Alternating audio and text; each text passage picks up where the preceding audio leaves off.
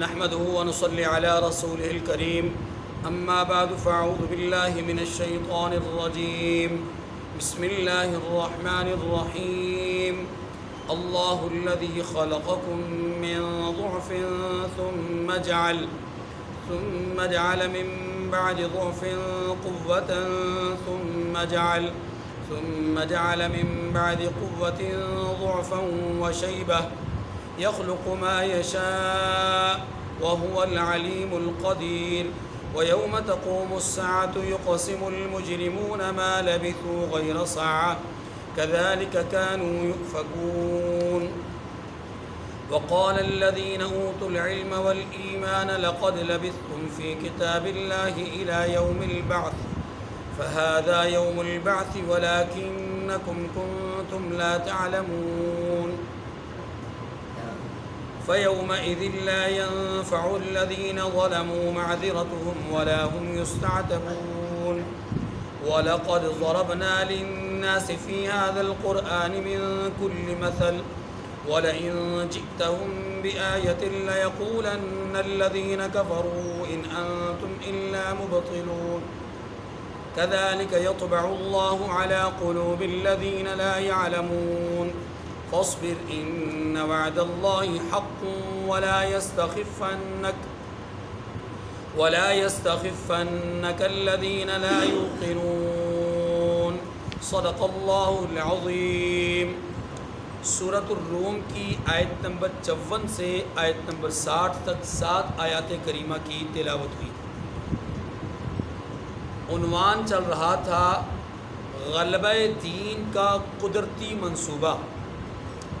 اسی سلسلے کی یہ آخری کڑی اس سورہ مبارکہ میں بیان ہو رہی ہے کہ دین کے غلبے کے لیے اللہ تعالیٰ نے ایک شکل اور ایک صورت یہاں پر بیان فرمائی ہے، اور بظاہر تو یہ جسمانی حالت انسان کی بیان کی گئی، لیکن حقیقت حال پر غور کیا جائے تو یہ انسان کی روحانی کیفیت کو بھی اس میں ذکر کیا گیا ہے۔ جسمانی حالت انسان کی جو یہاں پر بیان کی گئی ہے اس کے 3 ادوار ذکر ہوئے۔ پہلا دور انسان کے ضعف اور کمزوری کو بیان کیا گیا، جو کہ انسان کی تخلیق کا بنیادی سبب مٹی یا پانی کا حقیر قطرہ۔ پھر اسی ضعف کو تھوڑا سا مزید آگے سمجھ لیں تو ماں کے رحم میں اور بچے کا ایک نازک ترین صورتحال میں رہنا، پھر دنیا میں آ کر کے ابتدائی زندگی میں بچے کا ایک کمزور ترین صورتحال میں پروان چڑھنا، پھر ایک وقت آتا ہے کہ بچہ اس ضعف سے کمزوری سے نکل جاتا ہے اور پھر وہ طاقت اور قوت کی دہلیز پر قدم رکھتا ہے، اور یوں وہ دوسروں کی بظاہر جسمانی محتاجی کے بغیر اپنی زندگی کے شب و روز گزار رہا ہوتا ہے۔ پھر وہ پروان چڑھتا ہے اور اپنی قوت کی مدارج طے کرتے ہوئے اپنی قوت کی بلند ترین سطح پہ پہنچ جاتا ہے جتنا اس کو اللہ نے پہنچانا ہوتا ہے۔ پھر تیسرا دور اللہ تعالیٰ اس قوت کے بعد اس کی کمزور حالت کو دوبارہ لوٹاتے ہیں بڑھاپے کی شکل میں۔ یہ 3 مختلف ادوار اللہ تبارک و تعالیٰ نے بیان فرمائے، جوانی سے پہلے کا دور، جوانی کا دور اور بڑھاپے کا دور۔ یہ 3 ادوار بیان فرمائے جسمانی طور پر۔ پھر انہی 3 ادوار کو علماء نے روحانی طور پر بھی لیا ہے غلبہ دین کے اعتبار سے، اس کو میں ابھی بعد میں ذکر کروں گا۔ پہلی بات تو یہ بیان ہوئی جسمانی 3 ادوار کی۔ دوسری بات بیان ہوئی قیامت کے احوال کو بیان کیا گیا۔ دنیا کے اندر جو انسان اللہ کی دی ہوئی نعمت جسم کو، نعمت قوت کو، نعمت علم کو، نعمت صلاحیت کو بروئے کار لاتے ہوئے اللہ کی الوہیت اور نبی کی دعوت اور نبی کے پیغام پر وہ لبیک نہیں کہتا، ایسا آدمی چونکہ نقصان اٹھا رہا ہوتا ہے تو قیامت کے دن یہ اللہ کے سامنے حاضر ہو کر کے جھوٹ بولے گا پہلے پہل کہ جی میں تو تھوڑا سا وقت وہاں گزار کر آیا ہوں اور مجھے تو فرصت ہی نہ مل سکی کہ میں آپ کی بات کو سنتا، پڑھتا، اس پہ کچھ غور و فکر کرتا اور آپ کی بعد دعوت پر لبیک کہتا وغیرہ وغیرہ، وہ ابتدائی طور پر جھوٹ بولے گا۔ ایک تو اس کا ذکر ہوا۔ پھر اللہ تبارک و تعالیٰ نے ان آیات میں تیسرے نمبر پر اپنے حبیب صلی اللہ علیہ وسلم کی وساطت سے ہمیں ایک بات سمجھائی ہے کہ اللہ اس قرآن میں طرح طرح کی مثالیں بیان کرتا ہے سمجھنے کے لیے کہ لوگ اس سے نصیحت حاصل کریں۔ چوتھی اور آخری بات ان آیات کریمہ میں، اور وہ ہے اللہ کا بیان کردہ وہ وعدہ جو اللہ نے قرآن میں جا بجا بیان فرمایا کہ اللہ کا وعدہ سچا ہے اور یہ پورا ہو کر کے رہے گا۔ ٹھیک ہے جی، 4 باتیں ہو گئی۔ پہلی بات 3 ادوار، اللہ الذی خلقکم من ضعف، اللہ ہی تو ہے جس نے تمہیں کمزور حالت میں پیدا کیا۔ میں نے عرض کیا کہ دیکھیں کمزور حالت میں پیدا کرنے کا معنی مٹی سے بنایا تو بھی کمزور، حقیر پانی سے پیدا کیا تو بھی کمزور۔ الم نخلقکم من ماء مہین، کیا تمہیں اللہ ایک حقیر اور گندے پانی سے پیدا نہیں کیا؟ هل اتى على الانسان حين من الدهر لم يكن شيئا مذكورا، کیا انسان پر ایسا وقت نہیں آیا کہ ایسا زمانہ نہیں گزرا کہ جس میں وہ قابل ذکر یا قابل تذکرہ ہستی تھا ہی نہیں؟ یعنی کیا ایسی صورت اس کے اوپر نہیں گزری؟ یقیناً گزری ہے۔ ہاں، اللہ پاک نے ایک اور مقام پر فرمایا فَلْيَنظُرِ الْإِنسَانُ مِمَّ خُلِقَ، انسان کو چاہیے کہ وہ غور تو کرے کس چیز سے بنایا گیا اسے۔ خُلِقَ مِن مَاءٍ دَافِقٍ، ایک اچھلتے ہوئے پانی سے اللہ نے اس کو، پانی کے حقیر قطرے سے اللہ نے اس کو پیدا کیا۔ اللہ تبارک و تعالیٰ نے ابتدائی اس مرحلے کو بیان فرمایا، اور اس مرحلے کو تھوڑا سا آگے بڑھائیں تو ماں کے رحم میں مرحلہ وہ بھی نازک اور کمزور، دنیا میں آ کر مرحلہ وہ بھی کمزور اور نازک، پھر آہستہ آہستہ اللہ تبارک و تعالیٰ اس کو پروان چڑھاتے ہیں۔ اللہ الذی خلقکم من ضعف، اللہ ہی وہ ہے، اللہ ہی تو ہے جس نے تمہیں ضعف کی حالت میں، کمزوری کی حالت میں پیدا کیا۔ ثم جعل من بعد ضعف قوة، پھر کمزوری کے بعد طاقت عنایت کی۔ اللہ ہی نے تمہیں کمزوری کے بعد طاقت عنایت کی۔ ثم جعل من بعد قوة ضعفا وشیبا، پھر طاقت کے بعد کمزوری اور بڑھاپا دیا۔ یہ 3 ادوار بیان ہوئے۔ ان 3 ادوار کو جسمانی طور پر تو ہم بڑی آسانی سے سمجھ سکتے ہیں، لیکن روحانی اعتبار سے، جماعتی اعتبار سے، افرادی، آپ اس کو کہہ لیں انفرادی طور پر، ہاں جی شخصی طور پر اللہ تبارک و تعالیٰ نے ہر انسان کے یہ 3 ادوار ذکر کیے تقریباً کم و بیش، لیکن جماعتی طور پر بھی اگر اس کو دیکھا جائے تو ہماری حالت اس سے مختلف نہیں ہے۔ آپ رسول اللہ صلی اللہ علیہ وسلم کی ابتدائی تعلیم اور ابتدائی دعوت کو دیکھیے کہ آپ علیہ السلام نے جب دعوت کے کام کا، تبلیغ کے کام کا آغاز فرمایا تو آپ صلی اللہ علیہ وسلم کی اس دعوت کے آغاز کے دور میں حالات بہت کمزور تھے، مسلمانوں کی افرادی قوت نہ ہونے کے برابر تھی، کفار کا تسلط تھا، کفار کی طاقت اور قوت کا اظہار ہو رہا تھا، مسلمانوں کو اپنی قوت اور طاقت کے اظہار کا حکم نہیں تھا، بلکہ صبر اور توکل علی اللہ کا پیغام تھا۔ اس کے نتیجے میں مسلمان کمزور نظر آ رہے تھے اور کافر بہت غالب نظر آ رہے تھے۔ یہ اسلام کا ابتدائی دور ہے۔ اسی ابتدائی دور میں شیب ابی طالب میں 3 سال تک رحمت دو عالم صلی اللہ علیہ وسلم اپنے ساتھیوں کے ساتھ محبوس اور محصور رہے۔ اسی طریقے سے حضرت بلال، حضرت زریرہ، حضرت سمیہ، آل یاسر اور ان تمام صحابہ کرام کی، عثمان ابن مسعود رضی اللہ عنہ، ان کی قربانیاں اور ان کی مشقتیں ہمارے سامنے۔ مسلمانوں کی مکہ سے حبشہ کی طرف ایک، مسلمانوں کی مکہ سے حبشہ کی طرف دوسری، یہ 2 ہجرتیں بھی ہمارے سامنے، رسول اللہ صلی اللہ علیہ وسلم کا طائف کا سفر بھی ہمارے سامنے۔ یہ مشکلات، یہ تکلیفیں، یہ پریشانیاں بظاہر کمزوری ہی کی طرف اشارہ کرتی ہیں۔ اللہ الذی خلقکم من ضعف، اللہ ہی تو ہے جس نے ابتدائی طور پہ تمہیں کمزور حالت میں پیدا کیا، یعنی تمہاری پرواز ابتدائی طور پر کمزور حالت میں تھی۔ رسول اللہ صلی اللہ علیہ وسلم نے بھی ایک موقع پر ارشاد فرمایا کہ اللہ ذوالجلال نے، مفہوم اس کا کہ اللہ ذوالجلال نے اسلام کی ابتدا کمزور حالت میں کروائی، اور ایک وقت ایسا آئے گا کہ اسلام کی اس کمزور حالت میں اسلام پھر سے کمزور حالت میں چلا جائے گا۔ یہ اشارہ تھا قرب قیامت کی طرف کہ قرب قیامت میں اسلام جو ہے وہ کمزور حالت میں چلا جائے گا۔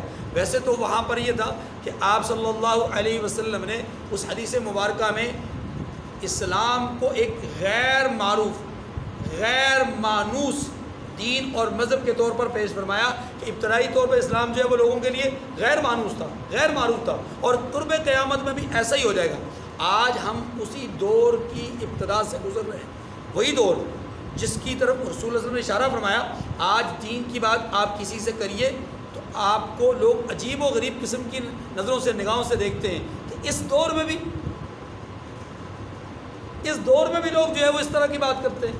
اب تو جناب دنیاوی ترقی کی بات کریں، لوگوں کے ساتھ جو ہے وہ آگے بڑھنے کی بات کریں، اور لوگوں میں جو ہے وہ مقابلہ بازی کی بات کریں، اس طرح کی بات۔ تو بہرحال ایک تو یہ سمجھ لیجئے کہ ابتداء اسلام کا جو زمانہ تھا وہ کمزور تھا۔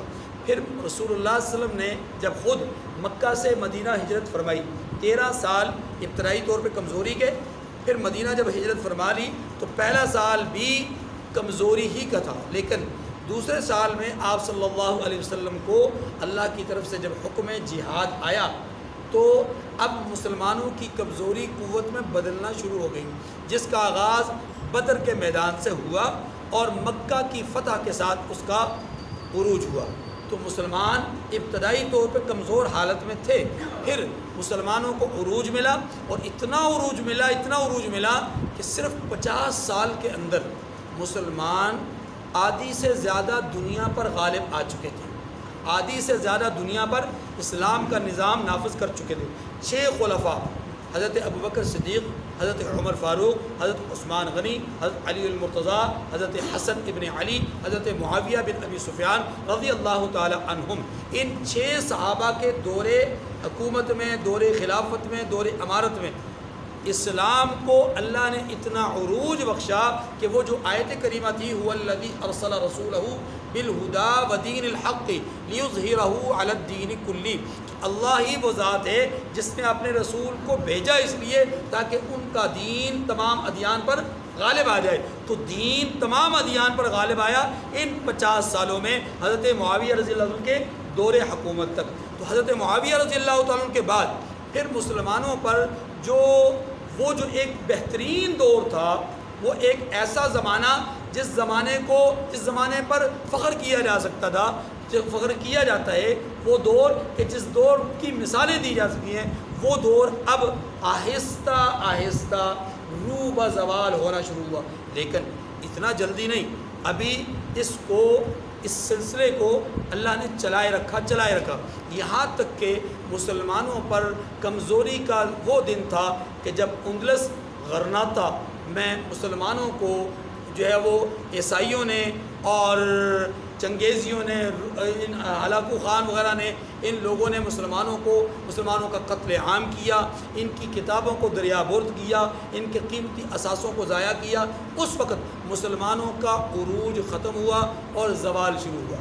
لیکن اللہ کی شان ہے کہ تھوڑے ہی عرصے میں پھر اللہ تبارک و تعالیٰ نے نور الدین زنگی، صلاح الدین ایوبی اور مسلمانوں کی صفوں میں اللہ تبارک و تعالیٰ نے ایسے بڑے بڑے نام اللہ نے پیدا کیے جو کہ شمشیر اور سنان کو اول درجے میں رکھ کر کے کفر کے مقابلے میں سیسا پلائی ہوئی دیوار بن کر کے ہر دور میں جو ہے وہ باطل کے خلاف لڑتے رہے، عالم جہاد بلند کرتے رہے، اور دعوت کا اور تبلیغ کا کام صوفیاء کرام اپنے مقام پر خانقاہوں کا نظام، مدارس اور علمی سلسلہ یہ ایک دفعہ پھر سے شروع ہوا، اور پھر مسلمانوں کو اللہ تبارک و تعالیٰ نے عروج بخشا۔ جو کمزوری مسلمانوں کی ابتدائی حالت میں تھی وہ کمزوری بعد میں قوت میں بدلی، پھر دوسری دفعہ کمزوری آئی اور دوسری دفعہ قوت ملی، اور یہ قوت تقریباً ابتدائی طور پر 1200 سال تک مسلمانوں کی ایک حکومت رہی، جس میں عروج بھی رہا، جس میں کمزوریاں بھی آئیں۔ لیکن 1200 سال کے بعد جب سلطنت عثمانیہ، خلافت عثمانیہ کا زوال ہوا، اور جب یہ اس سلطنت کا سورج جو ہے وہ ڈوب گیا، جب اس کا چراغ جو ہے وہ ٹمٹمانے کے بجائے جو ہے وہ بالکل ہی بجھ گیا، تو اب اس کے بعد مسلمان زوال پذیر ہیں اور پتہ نہیں یہ زوال اب دوبارہ قوت کی طرف جاتا بھی ہے یا نہیں جاتا، آیا اسی حدیث کے مصداق اب یہ زوال ہی رہتا ہے، واللہ عالم۔ لیکن اللہ تبارک و تعالیٰ نے یہاں پر اشارہ فرما دیا کہ جماعتی طور پر بھی تم دو کمزوریوں کے درمیان ایک زمانہ آئے گا قوت والا، اللہ تعالیٰ نے وہ زمانہ قوت والا بخشا، اور وہ قوت والا زمانہ کیا تھا؟ تقریباً 1200 سال تک مسلمانوں کی عروج اور زوال کے ساتھ، کمزوریوں اور قوتوں کے ساتھ جو مسلمانوں کی حکومت رہی۔ اب دنیا پر مسلمانوں کی حکومت نہیں ہے، باوجود اس کے کہ مسلمان افرادی طور پر زیادہ ہیں، باوجود اس کے کہ وسائل مسلمانوں کے پاس زیادہ ہیں، باوجود اس کے کہ ممالک جو ہے مسلمانوں کے زیادہ ہیں، باوجود اس کے کہ مسلمانوں میں ہی جو ہے وہ ایٹمی قوت اور طاقت موجود ہے، مسلمانوں میں ہی قدرتی ذخائر کے وہ بڑے بڑے جو ہے وہ خزانے اللہ تبارک و تعالیٰ نے ان کو دے رکھے ہیں، ہاں جی، نمک کے مختلف قسم کے کانے اللہ تبارک و تعالیٰ نے ان مسلمانوں کو عطا کی، لیکن یہ مسلمان زوال پذیر ہیں۔ وجہ اس کی یہ انتشار، افتراق، تفرقہ بازی، مسالکی اختلاف، اور اس کے ساتھ ساتھ سیاسی طور پر ہمیں اتنا یرغمال بنایا گیا ہے کہ ہم اپنا کوئی قانون اپنے بل بوتے پر نہیں بنا سکتے، ہم اپنا کوئی نظام اپنے بل بوتے پر نہیں بنا سکتے۔ کہنے کو ہم الگ سے حکومت ہوتے ہیں، کہنے کو ہم الگ سے ریاست ہوتے ہیں، لیکن ماننے میں بہرحال غیار کی بات مانتے ہیں، غیروں کی بات مانتے ہیں، اور اسی کا نتیجہ ہے کہ ہم اس وقت زوال پذیر ہیں اور جگہ جگہ پٹ رہے ہیں، پس رہے ہیں، چاہے وہ برما ہے، چاہے وہ چائنا ہے، چاہے وہ لبنان ہے، چاہے وہ عراق ہے، چاہے وہ جو ہے وہ صومالیہ ہے، چاہے وہ کشمیر ہے یا فلسطین ہے، دنیا کے ہر کونے میں، ہر خطے میں آج بھی اور آج سے پہلے بھی، عراق میں، بوسنیا میں، چیچنیا میں، مختلف علاقوں میں مسلمان جو ہے وہ پٹتے ہی رہے، مسلمان ظلم کا شکار ہوتے رہے، اب بھی شکار ہو رہے ہیں، شاید آنے والے وقتوں میں بھی یہی صورتحال ہوگی جب تک کہ مسلمان حرم کی پاسبانی کے لیے متحد نہیں ہوتے، جب تک کہ مسلمانوں میں اتحاد نہیں آتا۔ وَاعْتَصِمُوا بِحَبْلِ اللَّهِ جَمِيعًا کی اس ڈور کو، اس رسی کو جب تک مسلمان مضبوطی سے نہیں تھام لیتے، جب تک مسلمان ایک نہیں ہو جاتے، مسلمانوں کا نظریہ، مسلمانوں کی سوچ ایک نہیں ہو جاتی، اس وقت تک مسلمان کمزور ہی رہیں گے۔ فرمایا اللہ الذی خلقکم من ضعف ثم جعل من بعد ضعف قوة ثم جعل من بعد قوة ضعفا وشیبا۔ فرمایا اللہ ہی تو ہے جس نے تمہیں ابتدائی طور پر کمزور حالت میں پیدا کیا، پھر کمزوری کے بعد طاقت عنایت کی، پھر طاقت کے بعد کمزوری اور بڑھاپا دیا۔ یخلق ما یشاء، جو چاہتا ہے پیدا کرتا ہے، جو چاہتا ہے۔ یہ اشارہ ہے اس بات کی طرف کہ قانون نہیں ہے کمزوری سے قوت اور قوت سے کمزوری، قانون نہیں ہے، قانون نہیں ہے، بلکہ اس کے برعکس بھی ہو سکتے۔ کیسے؟ اللہ کمزور پیدا کرے، کمزور ہی رکھے اور دنیا سے اٹھا لے۔ اللہ تبارک و تعالیٰ کمزور پیدا کرے اور قوت دے، اور اتنی قوت دے کہ قوت کا عروج ہو اور اسی میں اللہ اٹھا لے۔ اللہ اکبر۔ اس سے اللہ تبارک و تعالیٰ مجھے اور آپ کو ایک واعظ بھی فرماتے ہیں، ہر انسان کو ایک واعظ فرماتے ہیں، اور واعظ کیا ہے؟ کہ اے انسانو، تمہیں کمزور حالت میں پیدا کیا اور تم ہو کہ دعوے دار بن گئے کہ من اشد منا قوہ، ہم سے زیادہ طاقتور کون ہے؟ اور تم ہو کہ وَإِنَّهُ لَعَالٍ، کہ وہ جو ہے وہ علویت کا یا برتری کا یا تکبر کا دعویٰ کرتے ہو، اور تم ہو کہ اللہ کے سامنے جو ہے وہ نخوت کا اور غرور کا جو ہے وہ اظہار کرتے ہو۔ تم ہو کیا؟ تمہاری قوت کیا ہے؟ تمہاری طاقت کیا ہے؟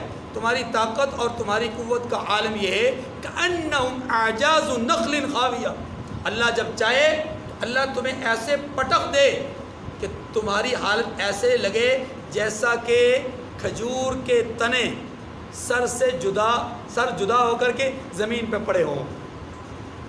اللہ نے قوم عاد کی، قوم ثمود کی مثالیں دی ہیں، اور مثال لے کر کے فرمایا کأنہم اعجاز نخل خاویہ، جیسا کہ وہ تنے پڑے ہوئے ہیں، بڑے بڑے دراز قد، لیکن اللہ کی قوت کے سامنے کچھ نہیں۔ دیکھیے جی، وَهُوَ الْعَلِيمُ الْقَدِيرُ، وہ صاحب دانش اور صاحب قدرت ہے۔ وَيَوْمَ تَقُومُ السَّاعَةُ يُقْسِمُ الْمُجْرِمُونَ، جس روز قیامت برپا ہوگی گناہگار قسمیں کھائیں گے، مَا لَبِثُوا غَيْرَ سَاعَةٍ، کہ وہ ایک گھڑی سے زیادہ نہیں رہے تھے، كَذَلِكَ كَانُوا يُؤْفَكُونَ، اسی طرح وہ الٹے جاتے تھے، یعنی دنیا میں بھی اسی طرح الٹے کام کیا کرتے۔ دیکھیے اس آیت کریمہ سے پتہ چلتا ہے کہ قیامت کے دن جو منکرین قیامت ہیں، یا اللہ کے جو منکر ہیں، وہ قیامت کے دن جھوٹ بولیں گے۔ یہ جھوٹ ہے نا، کہ دنیا میں وہ ایک لمحہ بھی نہیں رہے، حالانکہ دنیا میں انہوں نے 40 سال 50 سال 60 سال 80 سال 90 سال، اور کئیوں نے پچھلی قوموں میں دیکھے، پچھلی امتوں میں دیکھے تو 5 6 سال زندگی گزاری اور عمریں گزاری. تو گویا وہ ایک لمحے کی بات اگر کرتے کہ ایک لمحہ بھی ہم نہیں رہے تو جھوٹ بول رہے ہیں. تو کیا واقعی مشرکین اور کفار قیامت کے دن جھوٹ بول سکیں گے؟ جواب دیکھیے، مشرکین یا کفار یا انسان کی ایک حالت وہ ہے جو عالم برزخ میں ہے، اور ایک حالت وہ ہے جو عالم محشر میں ہے. عالم برزخ میں جو 3 سوالات ہوتے ہیں، ان 3 سوالات میں تو کوئی جھوٹ نہیں بول سکتا.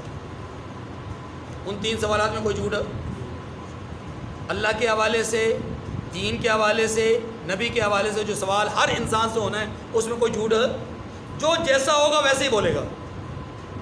یہ تو ہو گیا کنفرم. البتہ محشر کے میدان میں انسانوں کے اوپر مختلف ادوار اور حالات آئیں گے، اور یاد رکھیے یہ ایک لمحے کا معاملہ نہیں ہے. وہاں تو حالات یہ ہوں گے کہ مشرکین ابتدائی طور پہ کہیں گے واللہ ما کننا مشرکین ما کننا بربنا مشرکین، کہ ہم اپنے رب کے ساتھ شرک کرنے والے نہیں تھے، ہم نے تو کبھی شرک کیا ہی نہیں. مشرکین کہیں گے ہم نے کبھی شرک کیا ہی نہیں. سورۃ الانعام میں قرآن پاک میں اللہ پاک نے بیان فرمایا.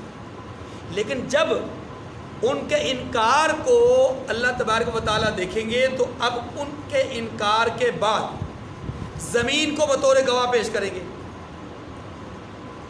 ان کی زبان کو بند کر کے الیوم نختم علی افواہہم وتکلمنا ایدیہم وتشہد ارجلہم بما کانوا. آج ان کے ہاتھ بولیں گے، ان کے پاؤں بولیں گے، ان کے اعضاء بولیں گے. وَيَوْمَ يُحْشَرُ أَعْدَاءُ اللَّهِ إِلَى النَّارِ وَهُمْ يُوزَعُونَ حَتَّى إِذَا مَا جَاءُوهَا شَهِدَ عَلَيْهِمْ سَمْعُهُمْ وَأَبْصَارُهُمْ وَجُلُودُهُمْ بِمَا كَانُوا يَعْمَلُونَ. ان کی آنکھیں، ان کے کان، ان کے اعضاء بولیں گے کہ وہ کیا کچھ کرتے رہے. جب یہ اعضاء بولنا شروع ہو جائیں گے، زمین گواہی دینا شروع ہو جائے گی، اب بہت سارے مشرکین اس وقت اعتراف کرنا شروع ہو جائیں گے. لیکن کچھ وہ بھی ہوں گے جو ابھی بھی انکار کر رہے ہوں گے. ان کے لیے پھر اللہ تبارک و تعالیٰ نامہ اعمال ان کے ہاتھ میں پکڑائیں گے. یہ مختلف قسم کے 8 قسم کے گواہ ہیں جو اللہ تبارک و تعالیٰ ہر انسان کے عمل پر اس کو بوقت ضرور پیش کریں گے. کوئی ایک گواہ سے مان جائے گا، کوئی 2 گواہ سے مانے گا، کوئی 5 گواہوں سے مانے گا، کوئی 7 گواہوں سے مانے گا. نہیں، آخر میں اللہ خود فرمائیں گے میں خود گواہ تھا، تم نے یہ کام کیا، میں خود گواہی دیتا ہوں. اور ہماری طرح کی عدالتوں کا جج نہیں کہ جو اپنے آنکھوں سے شراب کی بوتلیں دیکھے، شراب کو اپنی آنکھوں سے دیکھے، سونگھ کے بھی کہے کہ جناب یہ تو شراب ہے، لیکن عدالت میں جا کر کے کہے کہ جناب کوئی پروف نہیں ہے اس کی شراب ہونے پر. یہ ایسا بدقماش قسم کا نظام نہیں اللہ کا. اللہ کا نظام تو ایسا عادلانہ نظام ہے، احکم الحاکمین ہے. وہ للہ الامر والامر یومئذ للہ مالک یوم الدین. اور کون ہے ومن اصدق من اللہ قیلا، اللہ سے زیادہ سچی بات کرنے والا کون ہے؟ اس لیے اس آیت کریمہ میں جو کفار کی حالت بتائی گئی نا کہ قیامت جب برپا ہوگی تو قسمیں کھائیں گے کہ ہم تو دنیا میں تھوڑا سا عرصہ رہے، یہ بات بالکل ٹھیک ہے کہ وہ یہ جھوٹ بولیں گے. اب آپ اس کو تصور کیجئے کہ اگر یہ الفاظ اس زمانے اور مدت کے لحاظ سے دیکھا جائے تو جھوٹ ہے، لیکن اگر دوسرے اعتبار سے دیکھا جائے کہ ان دنیا کے سالوں کو آخرت کی زندگی اور دن کے اعتبار سے اگر تناسب سے دیکھا جائے تو پھر یہ دنیا کے 60 سال 70 سال آخرت کے دن کے اعتبار سے چند سیکنڈ بنتے ہیں. حساب لگایا جائے تو 17-18 سیکنڈ بنتے ہیں. کتنے؟ 17-18 منٹ بنتے ہیں مجموعی طور پر. اتنے منٹ کی زندگی اس نے گزاری تو ظاہر ساعت اور لمحات اتنے ہی ہوتے ہیں. تو وہ گویا کہ اس بات میں سچے بھی ہوں گے کہ ہم نے دنیا میں ایک لمحہ گزارا ہے اگر اس کو قیامت کے تناسب سے دیکھا. اور اگر صرف دنیاوی اعتبار سے دیکھا جائے تو پھر یہ جھوٹ ہوگا اور یہ جھوٹ بولیں گے. تیسرا، ہو سکتا ہے انہوں نے یہ جو بات کرنی ہے اللہ تبارک و تعالیٰ ان کو اس بات کے کرنے کا جو موقع دیں گے، یہ نفخہ اولا اور نفخہ ثانیہ، پہلی دفعہ سور پھونکنے اور دوسری دفعہ سور پھونکنے کے درمیان کا جو دورانیہ ہے، اس دورانیے کو مد نظر رکھ کر کے یہ کہیں کہ جناب اتنا عرصہ ہم رہے ہیں، یعنی ایک لمحہ. اور وہ لمحہ کیا ہے؟ 40 سال. کتنا؟ ایک سور پھونکے جانے کے سے لے کر دوسرے سور کے پھونکے جانے تک کا درمیانی عرصہ کتنا ہے؟ 40 سال. تو یہ اس 40 سال کے عرصے کے بارے میں کیا کہیں گے کہ ہم تو ایک لمحہ رہے. کذالک کانوا یؤفکون، اس جملے کا معنی یہ ہے کہ یہ پہلے بھی اسی طرح الٹے راستے پہ چلتے رہتے تھے. کانوا یؤفکون، اسی طرح جھوٹ بولتے تھے، اب بھی جھوٹ بول رہے ہیں. وقال الذین اوتوا العلم والایمان لقد لبثتم فی کتاب اللہ الی یوم البعث. وہاں بھی یہ جو لوگ ہوتے ہیں نا، صوفی لوگ، تبلیغی لوگ، مولوی لوگ، وہاں پر بھی پھر اپنا آپ دکھائیں گے. وہاں پر بھی ان سے جان نہیں چھوٹی، ان سے جان چھوٹنی نہیں، یہ وہاں پر بھی ساتھ رہیں گے.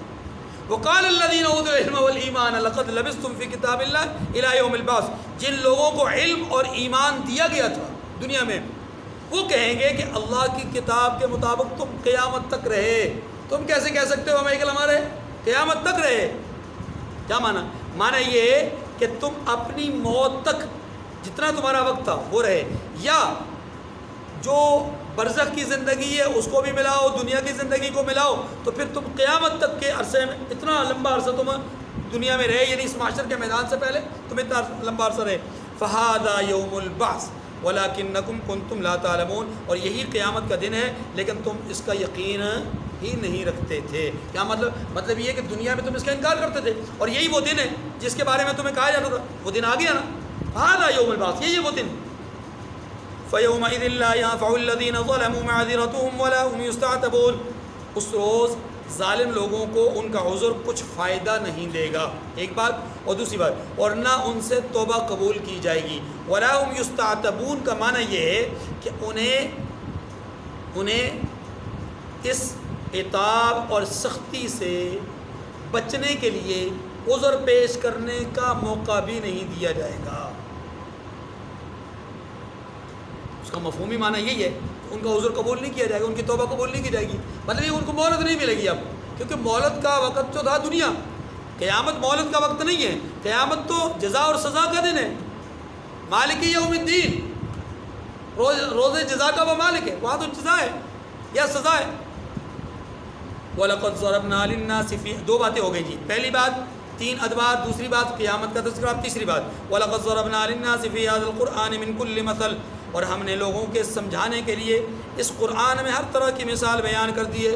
کیسی عجیب بات اللہ پاک نے فرمایا. اتنا زبردست قسم کا جملہ ہے کہ پورے قرآن کا ایک قسم کا خلاصہ آ گیا.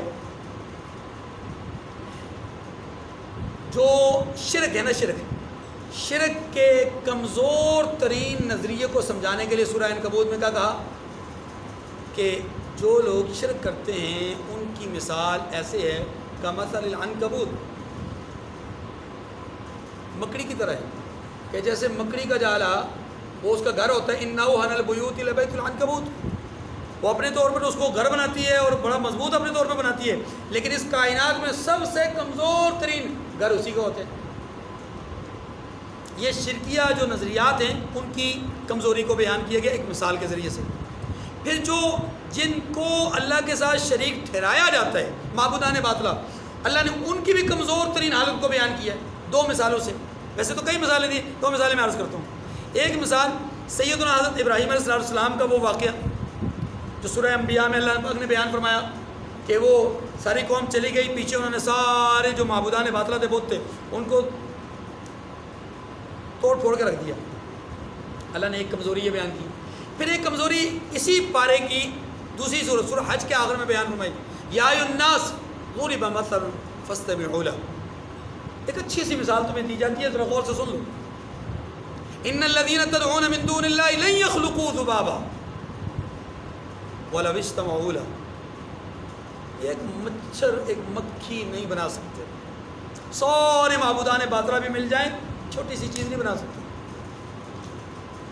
بنانا بڑی دور کی بات. وَإِنْ يَسْلُبْهُمُ الذُّبَابُ شَيْئًا لَا يَسْتَنْقِذُوهُ مِنْهُ، یہ اس سے بھی زیادہ ان کی حقارت کو بیان کیا گیا. بنانا چھوڑیں، فرمایا کہ اگر ان کے وجود سے کوئی مکھی، کوئی مچھر، کوئی چیز اڑا کر کے، یعنی کوئی چیز اچک کر کے لے جائے، ان میں تو اتنی طاقت بھی نہیں ہے کہ اس سے واپس لے سکے. اپنا ہی حق لے لیں، ان میں تو اتنی طاقت نہیں ہے، ان کی تم پوجا کرتے ہو۔ اللہ نے بات سمجھانے کے لیے مشرکین کو اپنی قدرت سمجھانے کے لیے مثال دی، افلا ينظرون الى الابل كيف خلقت والى السماء كيف رفعت والى الجبال كيف نصبت والى الارض كيف سطحت، مثال دی۔ پھر مثال دی انسان کو اپنے وجود پر غور کرنے کی، وفی انفسکم افلا تبصرون، تم اپنے آپ میں غور کیوں نہیں کرتے؟ پھر مثال دی ہے اللہ تبارک و تعالیٰ نے پہاڑوں کے حوالے سے، الم نجعل الارض مہادا، زمین کے حوالے سے مثال دی، والجبال اوتادا، پہاڑوں کے حوالے سے مثال دی کہ یہ زمین جو بچھائی گئی ہے اس پر تم غور نہیں کرتے، جو گاڑے گئے پہاڑ ہیں ان پر غور نہیں کرتے، آسمان کو دیکھ رہو، ما تری فی خلق الرحمن من تفاوت، اللہ کی بنائی ہوئی کس چیز میں تمہیں کوئی کجی، کوئی ٹیڑھ، کوئی عیب نظر آتا ہے ہی نہیں، کہیں پر بھی کوئی عیب، اسی لیے بیان فرمایا وَلَقَدْ ضَرَبْنَا لِلنَّاسِ فِي هَذَا الْقُرْآنِ مِنْ كُلِّ مَثَلٍ، ہم نے لوگوں کو سمجھانے کے لیے اس قرآن میں ہر طرح کی مثال بیان کر دی ہے، وَلَئِنْ جِئْتَهُمْ بِآيَةٍ لَيَقُولَنَّ الَّذِينَ كَفَرُوا إِنْ أَنْتُمْ إِلَّا مُبْطِلُونَ۔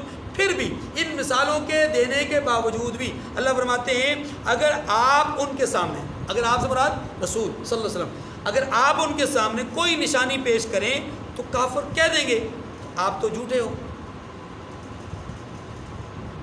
آپ تو باطل ہو، آپ تو گھڑتے ہو بات کو، یا آپ تو وہ ہو کہ جس پر جادو کا اثر ہوا ہے، آپ تو وہ ہو جو کاہن ہو، آپ تو وہ ہو جو مجنون ہو،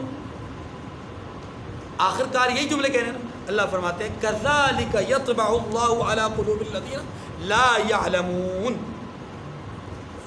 اسی طرح اللہ ان لوگوں کے دلوں پر جو سمجھ نہیں رکھتے مہر لگا دیتا ہے۔ قرآن مجید میں یہ جو نہ ماننے والے لوگ ہیں نا، ان کے حوالے سے دو طرح کے الفاظ عام طور پر استعمال ہوئے ہیں نہ ماننے کے نتیجے، ایک مہر لگا دینا، دوسرا تبع کر دینا یعنی ٹھپا لگا دینا، ایک ہے مہر لگانا اور ایک ہے ٹھپا لگانا، دو طرح کے الفاظ استعمال ہوتے ہیں، قریب قریب ہے معنی کے اعتبار سے، لیکن یہ سمجھیے ذرا کہ یہ جو مہر ہے یہ کب لگتی ہے؟ قرآن پاک نے ہی کہا ہے کہ جب لوگوں پر اللہ کی آیات پیش کی جاتی ہیں، وَإِذَا تُتْلَى عَلَيْهِمْ آيَاتُنَا قَالُوا أَسَاطِيرُ الْأَوَّلِينَ، جب انہیں ہماری آیات پڑھ کر سنائی جاتی ہیں تو کہتے ہیں یہ پچھلے لوگوں کی کہانیاں ہیں، کس سے ہیں؟ اللہ پاک فرماتے ہیں کَلَّا بَلْ رَانَ عَلَىٰ قُلُوبِهِمْ، ایسا نہیں ہے کہ یہ پچھلے زمانے کے قصے ہیں، یہ غائب پر مشتمل باتیں ہیں، لیکن ان کے دلوں پر زنگ آ چکا ہے، ان کے دلوں پر کیا آ چکا ہے؟ زنگ۔ دیکھیے قرآن مجید فرقان حمید کی اس تشریح اور تفسیر سے ایک بات سمجھ میں آتی ہے کہ انسان کی جو قلبی کیفیت ہوتی ہے وہ دو طرح کی ہوتی ہے، ایک کیفیت یہ ہوتی ہے کہ وہ زنگ آلود ہو جائے اور دوسری کیفیت یہ کہ وہ غبار آلود ہو جائے، دونوں میں فرق ہے، قرآن پاک کی روشنی میں دونوں میں فرق ہے۔ اگر انسان کا دل زنگ آلود ہو جائے اس کے دھلنے کے چانس اب ختم ہو جاتے ہیں، وہاں پر ختم اللہ علی قلوبہم، وہاں پر طبع اللہ ہو جاتا ہے، وہاں پر ٹھپے لگ جاتے ہیں، وہاں پر کیا ہو جاتا ہے؟ اب وہاں سے نہ ہدایت کے قبول کرنے کی صلاحیت واقع ہوتی ہے اور نہ ہی وہاں سے اس گند اور غلاظت کے یا جو ہے وہ زنگ کے نکلنے کے کوئی چانس ہوتے ہیں، اب وہ صاف نہیں ہو سکتا، اب وہ دل صاف کیوں؟ اس لیے کہ اللہ وہاں سے قبول ہدایت کی صلاحیت ہی ختم کر دیتے ہیں، اور یہ کسی بھی انسان کے ساتھ اس دنیا میں اللہ کی طرف سے سخت ترین عذاب کی ایک شکل ہے، تو اس کے دل کو اللہ زنگ آلود کر دے، صلاحیت قبول ہدایت کی ختم ہو جائے۔ یہ کب ہوتی ہے؟ کہ جب انسان اس کیفیت میں چلا جاتا ہے جس کو جہل مرکب کہتے ہیں۔ جہالت کی دو قسمیں ہیں، ایک جہالت بسیط، جہل بسیط، اور ایک جہل مرکب۔ جہالت بسیط یا جہل بسیط یہ ہے کہ ایک آدمی لا علمی کی وجہ سے انکار کر رہا ہے، لا علمی کی وجہ سے غلطی کر رہا ہے، لا علمی کی وجہ سے گناہ کر رہا ہے، اس کے چانس ہوتے ہیں اگر اس کو علم ہو جائے تو وہ کیا اس گناہ سے رک جائے، یہ چانس ہوتے ہیں،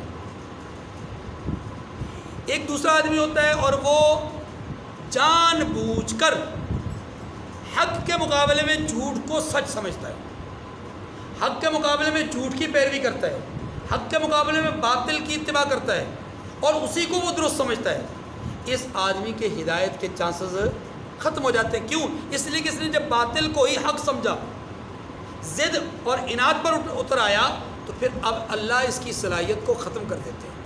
تو یاد رکھیے کہ اللہ رب العزت نے یہ جو الفاظ استعمال کیے ہیں، یہ ایسے ہی لوگوں کے لیے استعمال ہوئے ہیں کہ جن لوگوں نے اپنی صلاحیتوں کو ختم کر دیا ہے، ورنہ ایسے لوگ کہ جو جہالت میں تو ہیں لیکن وہ جہالت بسیطہ ہے، معنی یہ کہ وہ لا علمی کی بنیاد پر غلطی کر رہے ہیں، تو جیسے جیسے ان کو علم ہوتا گیا، جیسے جیسے ان کے کانوں سے آیات کریمہ دل تک پہنچتی گئیں، جیسے جیسے ان کے سامنے اسوہ حسنہ آتا گیا، جیسے جیسے ان کے سامنے اخلاق کریمانہ آتے گئے، جیسے جیسے لوگوں کی دین کی اوصاف اور دین کے جو فضائل اور مناقب ان کے سامنے کھلتے گئے، ویسے ویسے ان پر روشنی ان کے لیے پھیلتی گئی اور تاریکی چھٹتی گئی۔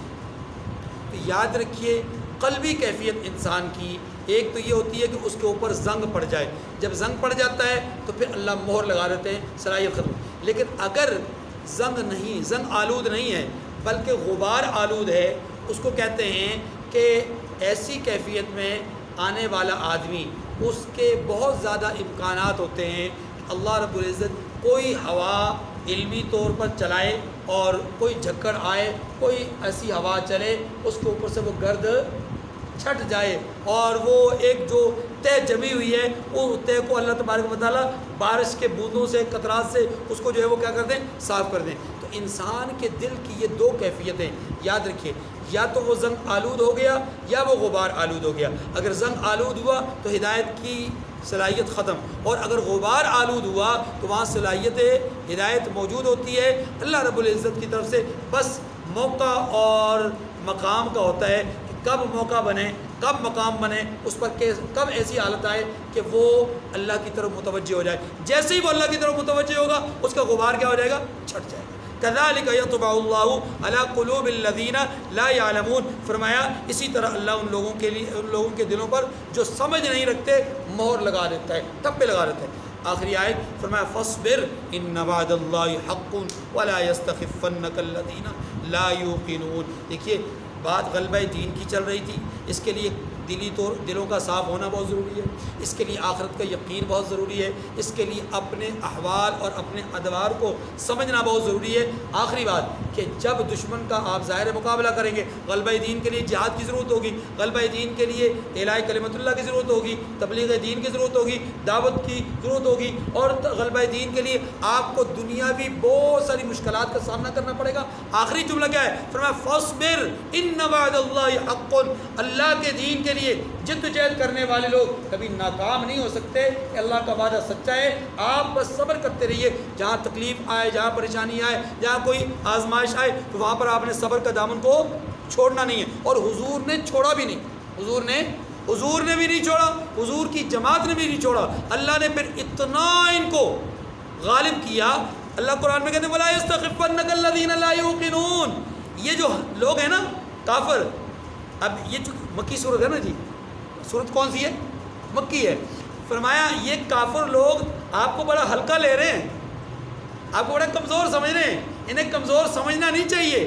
جس طرح اللہ نے رومیوں کو ایرانیوں سے فی الحال مغلوب کیا ہوا ہے، ایرانی غالب ہوئے، یہ چونکہ اس زمانے کی بات ہو رہی، جس طرح ایرانی غالب اور رومی مغلوب ہوئے ہیں، تو لوگ یہ سمجھ رہے ہیں، شادیانی خوشی کے بجا رہے ہیں کہ جناب اب تو رومی کبھی بھی، اللہ کے ماننے والے کبھی بھی غالب نہیں آئیں گے۔ ان کو یہ بات سمجھ لینی چاہیے کہ اللہ رومیوں کو بھی غالب کرے گا اور اللہ ان کمزور مسلمانوں کو بھی غالب کرے گا۔ بس فی الحال آپ کمزوری کی حالت میں آپ صبر کیجئے، اللہ کا وعدہ سچا ہے، اللہ ان کو بھی غالب کرے گا، اللہ آپ کو بھی۔ اور یہ وہ آیت کریمہ ہے جو آیت کریمہ پیشن گوئی تھی اس بات کی کہ اللہ رومیوں کو بھی غالب کریں گے اور اللہ مسلمانوں کو بھی، اور ایسا ہی ہوا، ایسا ہی ہوا کہ یہ سورہ مبارکہ نازل ہوئی ہجرت سے 6 سال پہلے، اور اللہ نے اگلے 9 سالوں کے اندر رومیوں کو بھی غالب کر دیا، اور بالکل اسی وقت اسی دن اللہ نے مسلمانوں کو بھی غالب کر دیا۔ تو ایک موقع پر اللہ نے دو خوشیاں نصیب فرمائی۔ فاصبر ان وعد اللہ حق ولا یستخفنک الذین لا یوقنون، بس آپ صبر کیجئے، بے شک اللہ کا وعدہ سچا ہے۔ اور دیکھیے جو لوگ یقین نہیں رکھتے وہ آپ کو ہلکا نہ سمجھیں، لا یستخفنک، آپ کو ہلکا نہ لیں، ہلکا نہ سمجھیں، آپ کو معمولی نہ سمجھیں، آپ کا مقام بھی بہت اونچا ہے۔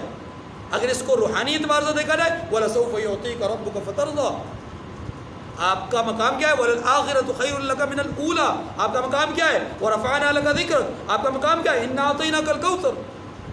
مقام کے اعتبار سے بھی آپ کو ہلکا نہ سمجھے اور سیاسی اعتبار سے بھی آپ کو ہلکا نہ سمجھے۔